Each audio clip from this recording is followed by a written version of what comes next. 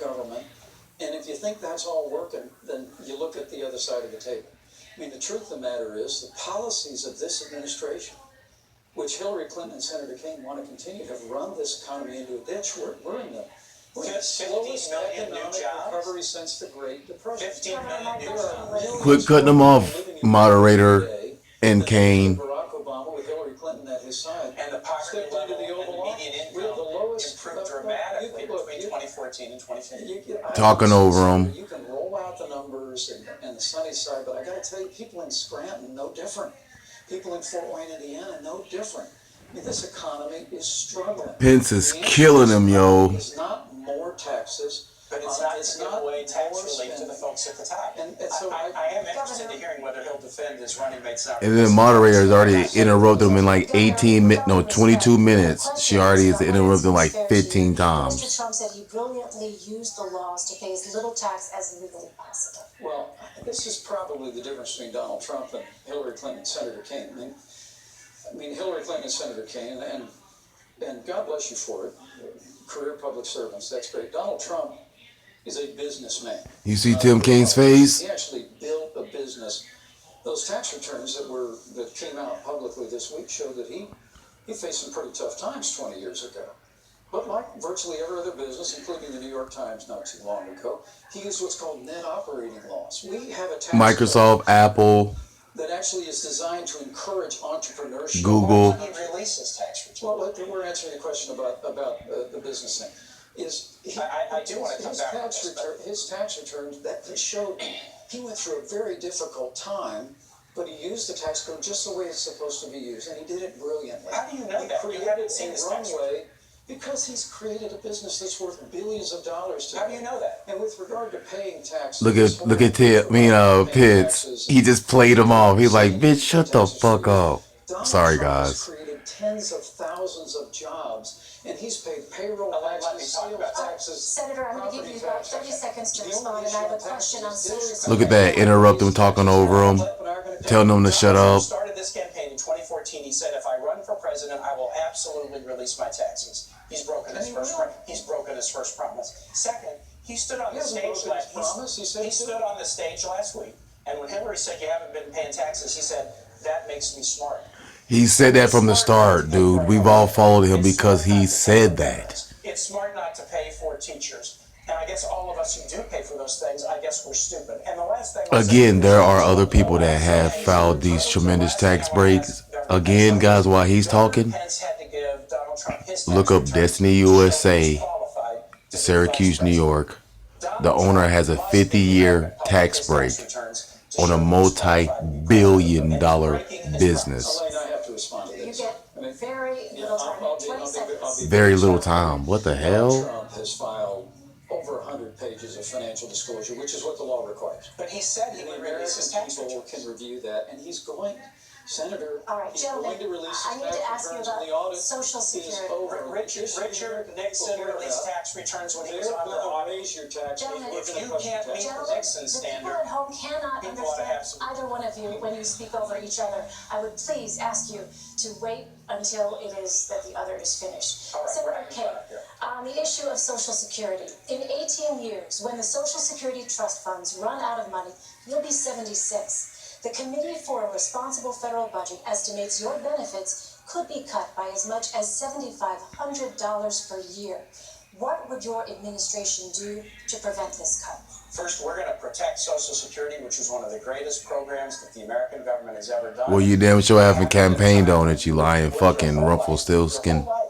Raising your kids, working, being a little league coach or a Sunday school teacher, and then you would retire into poverty. And Social Security has enabled. Don't he look like he just want to start talking Spanish right now? We have to keep it solvent, and we will keep it solvent. Tú quieres más tú nada, porque por nada te seremos irempe, por nada irempe. I want to make this very plain. Es para el pleno. However, to privatize Social Security. privatize el Social Security del mundo. It's a Ponzi scheme. He was the chief cheerleader for the privatization of Social Security. Even Look at Pitts. President Bush Look at Pence back there like, yeah, I got this motherfucker. I got this motherfucker. Watch. We're going to stand up against efforts to privatize Social Security, and we'll look for ways to keep it solvent going forward, focusing primarily on the payroll tax cap. Governor Pence, I'll give you an opportunity to respond. An opportunity. Thanks, Elaine. There they go again.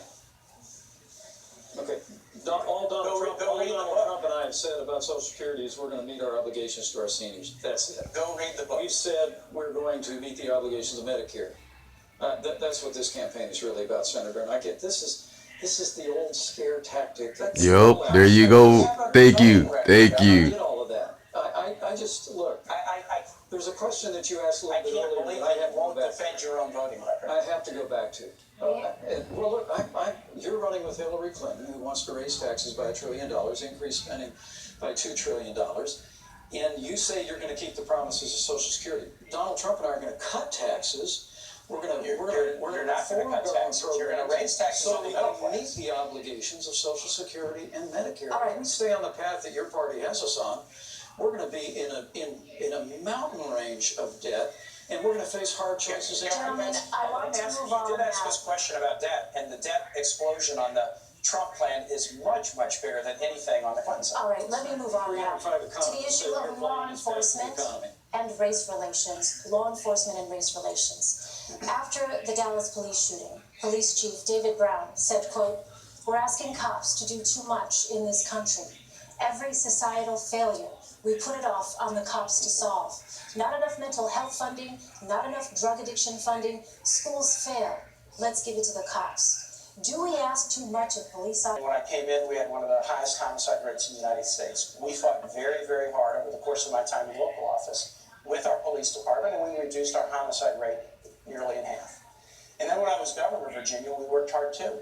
And we did something we had really wanted to do. For the first time ever, we cracked the top 10 safest states because we worked together. Here's what I learned as a mayor and a governor. The way you make communities safer and the way you make police safer is through community policing.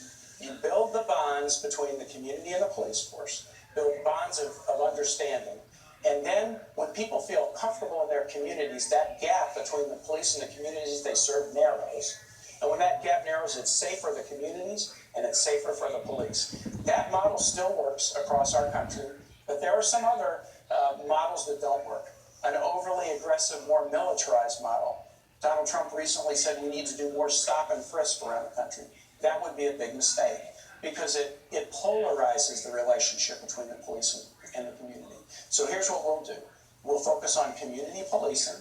We will focus on, and Hillary Clinton has rolled out a really comprehensive mental health reform package that she worked on with law enforcement professionals. And we will also fight the scourge of gun violence in the United States. I'm a gun owner. I'm a strong Second Amendment supporter. But I got a lot of scar tissue because when I was governor of Virginia, there was a horrible shooting at Virginia Tech. And we learned that through that painful situation, that gaps in the background record check system should have been closed and it could have prevented that crime. And so we're going to work to do things like close background record checks. And if we do, we won't have the tragedies that we did. One of those killed at Virginia Tech was a guy named Liviu Lebrescu. He was a 70-plus-year-old Romanian Holocaust survivor. He'd survived the Holocaust. Then he survived the Soviet Union takeover of this country. But then he was a visiting professor at Virginia Tech, and he couldn't survive the scourge of gun violence. We can support the Second Amendment and do things like background record checks and make us safer, and that will make police safer too. Governor Pence. You know, my uncle was a cop, a career cop, on the beat in downtown Chicago. He's my hero when I was growing up, and we'd go up to visit my dad's family in Chicago. My three brothers and I would marvel at my uncle when he would come out in his uniform, sidearm at his side. Police officers are the best of us. I mean, men and women, white, African American, Asian, Latino, Hispanic, they put their lives on the line every single day. And let me say, at the risk of agreeing with you, community policing is a great idea. It's worked in the Hoosier State, and we fully support that. Donald Trump and I are going to make sure that law enforcement have the resources and the tools to be able to really restore law and order into the cities and communities of this nation. It's probably probably why the 330,000 members of the Fraternal Order of Police endorsed Donald Trump as the next president of the United States of America, because they see his commitment to them. They see his commitment to law and order. But they also hear the bad-mouthing that comes from people that seize upon tragedy in the wake of police action shootings as a reason to use a broad brush to accuse law enforcement of implicit bias or institutional racism. And that really has got to stop. I mean, when an African-American police officer in Charlotte named Brentley Vincent, an all-star football player who went to Liberty University here in the state, came home, followed his dad into law enforcement, joined the force in Charlotte. Tell him, joined the Pence. force in Charlotte in 2014, was involved in a police action shooting that claimed the life of Keith Lamont Scott. It was a tragedy. I mean, we mourn with those who mourn. We grieve with those who grieve. We're saddened at the loss of life. But Hillary Clinton actually referred to that moment as an example of implicit bias in the police force, where she used, when she was asked in the debate a week ago whether there was implicit bias in law enforcement, her only answer was that there's implicit bias in everyone in the United States. I just think what we ought to do is we ought to stop seizing on these moments of tragedy. We ought to assure the public that we'll have a full and complete and transparent investigation whenever there's a... I don't give a damn. Pence won this shit. He is killing this dude. You know, enough of this seeking every opportunity to... Look at him. Look at him. Look at Kaine. By making the accusation of implicit bias every time tragedy... Look at him. Kill him, Pence. And if you're afraid to have the discussion, you'll never solve it. And so here's an example, heartbreaking. We would agree this. The guy Philando Castile, who was killed in worker of value for no. But when folks went and Mr. Rogers would dreadlocks in the school that he worked in this country. Indiana has passed criminal. But I just want to say, solve the problem. African American. That there is no bias, and it's a topic we don't Governor need. Pence, I have a question that comes with feeling like you're being targeted for nothing more than being just yourself. What would you say to Senator Scott about his experiences? Well, I have the deepest respect for Senator Scott, and he's a close friend. And what I would say is that we need to adopt criminal justice reform nationally. I signed criminal justice reform in the state of Indiana, so, and we're very proud of it. I worked when I was in Congress on the Second Chance Act. We have Look at him trying to look tough. Job recognizing This motherfucker just naturally looks tough as fuck. He looked like he had just beat the fuck out of you. Look at him. Oh, yeah. What and I are saying is, let's not have the reflex of assuming the worst of men and women in law enforcement. We truly do believe that law enforcement is not a force for racism. So what would you say to Senator Scott, Governor? Law enforcement in this country is a force for good. They are Yes, they are. People that put their lives on the line. Yes, they are. But I would suggest to you, what we need to do is assert a stronger leadership at the national level to support law enforcement. You just heard Senator Kaine reject a stop and frisk. Well, I would suggest to you that the families that live in our inner cities that are besieged by crime... Yes, sir. What would you tell Senator Scott? If I could jump, and I've heard Senator Scott make that element. Criminal justice is about respecting law and being respected by the law. So there is a fundamental respect issue here. And I just want to talk about the tone that's set from the top. Donald Trump during his campaign is called Mexicans rapists and criminals. He's pigs, dogs, this wife, and my mother. Hell. And we are. We are. I'm trying to make it out by doing YouTube, you fucking son of a bitch. And working a full-time job, motherfucker. Waking up at 5 o'clock in the morning on your bitch ass. Pence will defend the insult-driven campaign. Wow. Right, I want to turn to our next segment now, immigration. Your running mates have both said that undocumented immigrants who have committed violent crimes should be deported. What would you tell the millions of undocumented immigrants who have not committed violent crimes? Governor Pence. Get the fuck out and still go back and get in line, motherfucker. In this country, we've been talking it to death for 20 years. Hillary Clinton and Tim Kaine want to continue the policies of open borders, amnesty, catch and release, sanctuary cities, all the things that are driving that are driving wages down in this country, Senator, and also too often with criminal aliens in the country, it's bringing heartbreak. But Donald Trump has a plan that he laid out in Arizona that will deal systematically with illegal immigration, beginning with border security, internal enforcement. It's probably why, for the first time in the history of Immigrations and Customs Enforcement, their union actually endorsed Donald Trump as the next president of the United States, because they know they need help to enforce the laws of this country. And Donald Trump has laid out a priority to remove criminal aliens, remove people that have overstayed their visas. And once we have accomplished all of that, which will strengthen our economy, strengthen the rule of law in the country, and make our communities safer once the criminal aliens are out, then we'll deal with those that remain. But I have to tell you, I was listening to the avalanche of insults coming out of Senator Kaine a minute ago. These were Donald says. Hold on a second. It's my time, Senator. It is, in fact, the governor's time. He says, your 2 minutes. Thanks, I forgive you. He says ours is an insult. Wow, you see that shit? He just blew him the fuck down. I mean, to be honest with you, Look at him smiling. Yeah.